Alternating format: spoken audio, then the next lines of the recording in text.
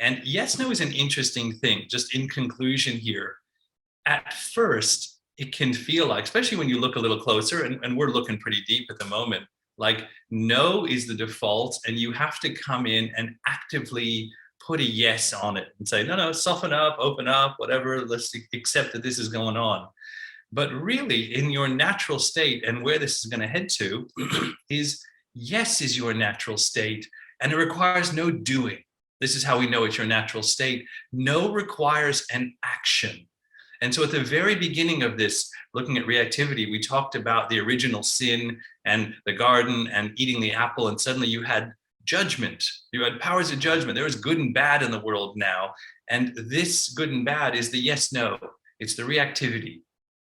And so we are getting back to our primordial state, right? Which is, we are just a yes. And you can see this if you watch your dog, if you watch your lizard, whatever you got, right? The dog sits most of its day in a state of like a soft yes, right? It's not actively saying no. That would take effort, energy, and tension. And if you go, like we got a little one here, and if you go and even get near him, he senses you're coming towards him, he will roll over and expose his whole tummy to you and do an overt yes. So he's always on the brink of an overt yes if circumstances allow, but he lives his life in a kind of soft yes, right? And that's our natural state because we don't have to do anything for that. But because life happened, right, for so many years, we live, most of us, with a kind of background no.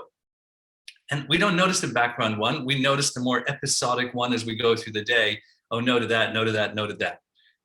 So for now, you're going to have to overtly do your yes because we're changing a habit and a pattern. But eventually, and even now, you'll start to find yourself sometimes, oh, I'm just kind of cruising through in a yes, and life will go different.